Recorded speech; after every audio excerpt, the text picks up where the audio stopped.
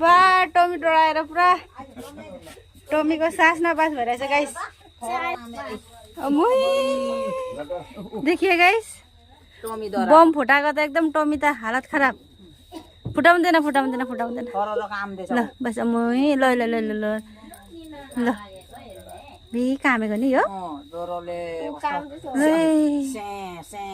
होइन होइन होइन होइन ल नफुटाउने अब बम